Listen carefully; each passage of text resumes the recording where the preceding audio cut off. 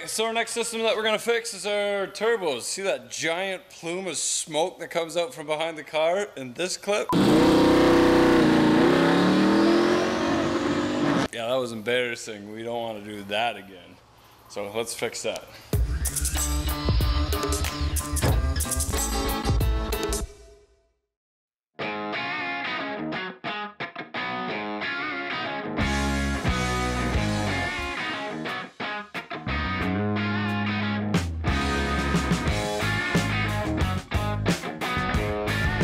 Alright, so we had some major issues with Quattro Deboss and Super Speeders Rob Project Car Challenge. Biggest one right off the bat was our cooling system. We had oil going into the turbos, which was another system, fuel management, boost control, and engine management. We're working on each system at the same time. It just takes a while to accumulate all the parts, the right fittings, the right whatever we need. We're going to take each system that let us down, explain how we're gonna fix it. So I'm feeling great about our cooling system. Next we'll be getting into our turbo issues, which was getting too much oil, forgetting to turn the pumps on. All of that gonna be figured out with a couple of simple little things that we ran out of time with before the YouTube Project Car Challenge. We're getting all these stuff working and functioning properly just in time for LS Fest, which is happening next month. Alright, YouTube's a fantastic place. Not only do we get a lot of people's opinions, which don't really count for a whole lot, but we get a lot of people's experiences. And if you don't have the experience, you might have seen a video somewhere else that has somebody with the experience that we're after. And you guys mentioned to us a while ago that Turbo Yoda gave us a shout out, which was super cool. And shortly thereafter, he made a video that you cannot put a scavenge pump directly on a turbo drain. Maybe the garden hose fittings did it. Was a bad idea, yeah, at the time. You didn't strike it rich on that one. No, that was a bad idea. We shouldn't have done that. But anyway, this is 5/8 hose or 3/4 hose. So this drain is proper, but after watching Turbo Yoda's video too, especially just having the pump suck it out of the turbo. Apparently it'll pull the oil right out of the turbo. So we are taking his word for that, and we are using these little catch cans as little drains for our turbo. Now, it was mentioned before, why don't we just do our own contained system in here of a pump and some sort of catch drain, and then just recirculate that. We didn't do that because we really had no way of monitoring the oil pressure or the temperature or what was right, what was wrong. A couple things we did wrong was we put too much oil pressure to the turbos. Now I asked for high volume, low pressure oil pump, which is what we got, but we were running on an OBD sensor with torque, and the OBD sensor, that cordless Bluetooth thingy, it would freeze and it wouldn't tell you that it was frozen or do anything. It was just, I was very stuck on my temperature and trying to get the car not to overheat, because that was our issues, that I wasn't paying attention to a lot of other stuff, but it would just freeze, and the temperature would freeze in an okay spot, and then, and then it would just stay there. So it was lying to us the whole time. We never knew our oil pressure, and we actually didn't have a good temperature reading either. Now the Holley's going to replace all that, but we're going to put a restriction in the feed to the turbo. We're also going to put a pressure sensor on it and have the Holley turn on the scavenge pumps for the drains as soon as it sees oil pressure. We're going to reduce that down to about 30 psi, 35 psi maybe, somewhere around there is what we're aiming for. My turbo suppliers, they seen that that was pretty good oil pressure, between 30 and 45 psi. So I don't know what our oil pressure was when we were revving it up to the high points. All our issues started when we were revving it too high. Okay, we've got a crankcase breather thing here. We've got a line coming in from, say, your valve cover, and a little filter to let the air breathe, and then even a sight glass to see how much oil is in there, plus a drain. But if you take the drain out and you move the fitting over and then use this as a drain for, say, an AN fitting that would go to a sump pump, and then take this thing and turn it around so that you have a fill for one turbo and a breather off the other one, like so, maybe off a tube or something, and then we drill another hole for another turbo drain. This can act as a pretty nice little sump for our turbos. So I'm going to fix some turbo leaking issues with a $33 thing off Amazon. The only thing is, this is off my actual crankcase breather because these stupid things didn't come with a breather. It's always something. I only need one though. I guess I could tee them together. I don't know, whatever. Pretty decent quality actually. They're nice and thick. You see that? That's all the aluminum. There's a nice rubber gasket in between here. We'll take that off carefully like that. And then if you see, it's pretty thick. It's not bad. So we will just drill a nice hole here, and then we can use the other one. It's actually pointing in the right direction for that other turbo because it comes in off the side. We'll replace this one with a bigger one. Let's see what we got here. Maybe like this one. Oh, this one, right big. Oh yeah. Of course, it's the wrong thread.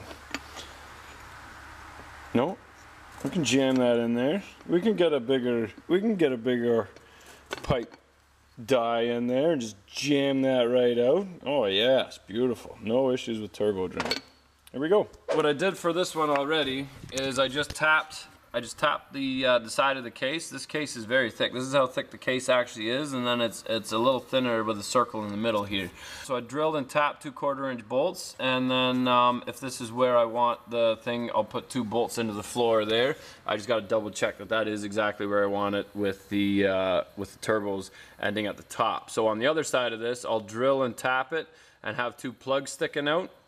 And that's where we'll run the drains to. On the bottom here you can see I incorporated whatever mount this was here and just tapped it with 1 bolt on this side, and that is good and solid. Like that's just one little self tapper in there yet, on one on the bottom, but that's good and solid.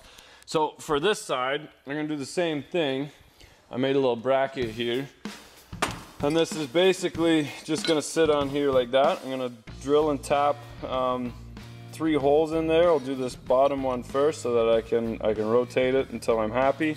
I'm just going to use a 3/16 drill bit and then tap it with a 1/4-inch coarse thread. And then once I have the spot that still allows for my vent, we'll plug the one and we'll vent the other, and then we'll put 2 drains in the top here for the each one of the turbos. Then it really has no purpose, so we might just plug those 2 holes, and then we'll drill this one out bigger and then put our fitting in there that goes right to the scavenge pump. And instead of using cheap stuff laying around, we're going to use some AND fittings and run them directly into the scavenge pump, and that should eliminate all our oil leaks at the back and give us a nice clean burning turbo with some good boost into the engine. So here we go. I got this bolted on.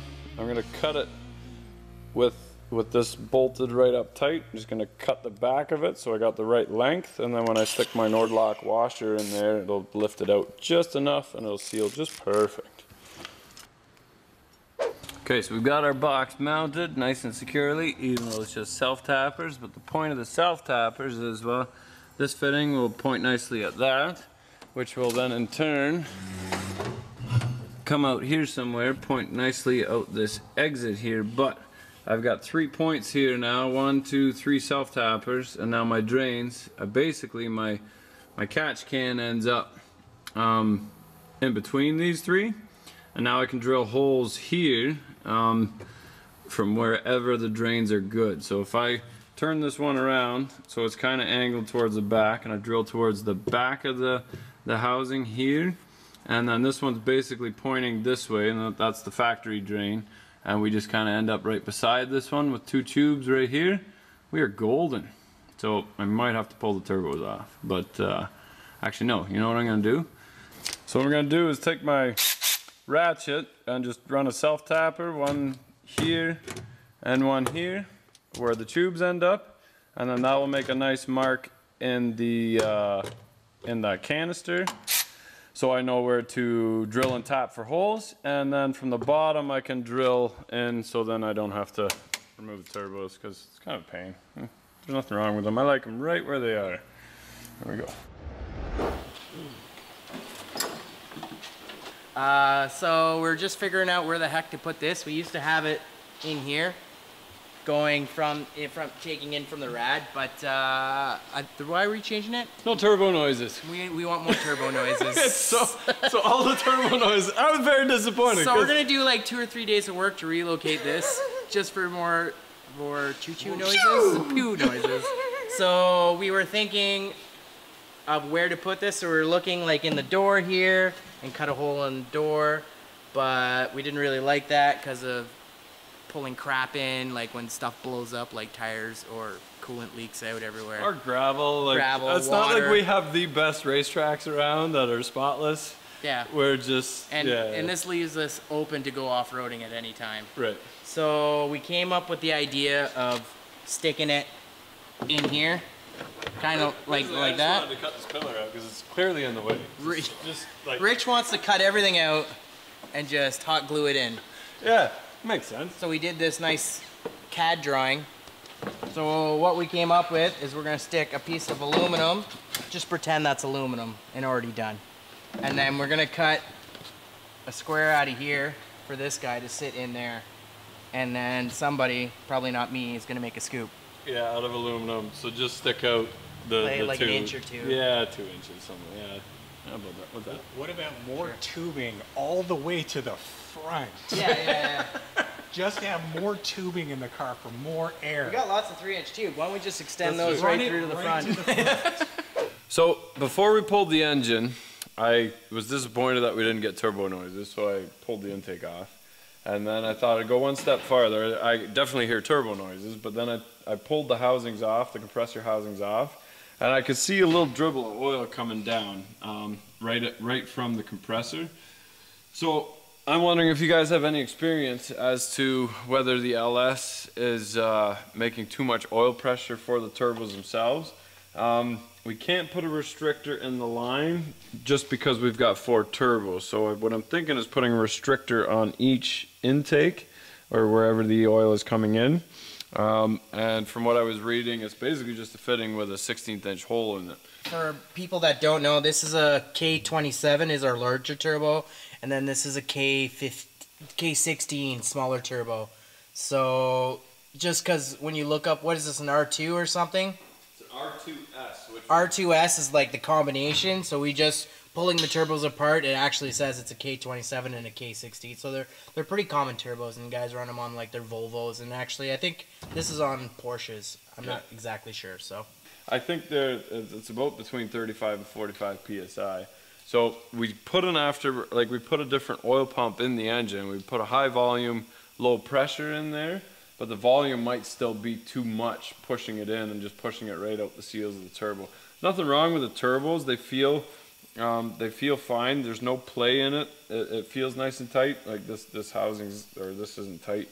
But I think we're just gonna put a little plate in there and drill a big hole in there. Yeah. And then we can always a smaller hole. Yeah. So I'm thinking even just brazing the line shut and then drilling a hole in it or something to that effect. If you guys know of anything or what it's supposed to be at, comment down below. We really appreciate you guys' experiences.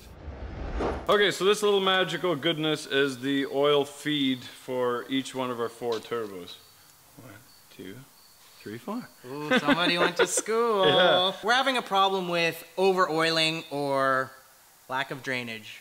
Or scavenges. Or scavenge, yeah. We're just, something's not running right, and we're getting a little bit of drippage. A little bit of seepage. If we fix all 3 at the same time, we won't know what actually caused the problem. Exactly. So if we only fix one thing at a time, we might fix something. So we were going to braze this shut and drill a 16th inch hole to limit the amount of oil going through the turbos, but you read somewhere? I read that these turbos can handle a lot of flow of oil, and the bigger issue people have is improper drainage.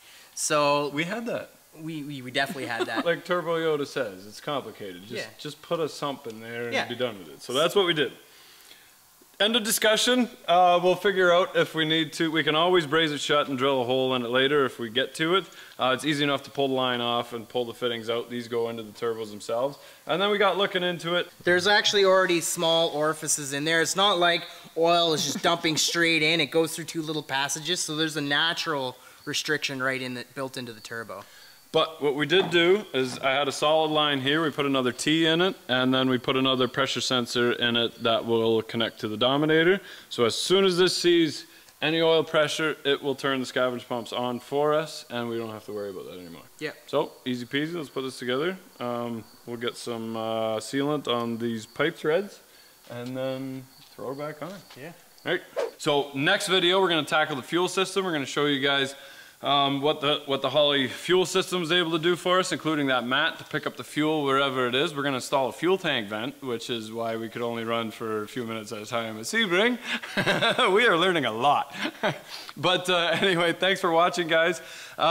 We will be at LS Fest September 7th, 8th, and 9th. We're having a little collab with another YouTube garage, and we're gonna have an open house, and if you guys want to check him out, meet him, meet us, it will be in Dunnville here September 19th, and we're selling some t-shirts just to cover the costs of porta potties and whatever else. Put your orders in for t-shirts, we can get them made, and then we don't want to be stuck with thousands of dollars worth of inventory, but we want you guys to have some t-shirts if you guys are gonna make out your way out. So here we go. If you guys don't buy any t-shirts, maybe Rich will have some clean clothes to wear.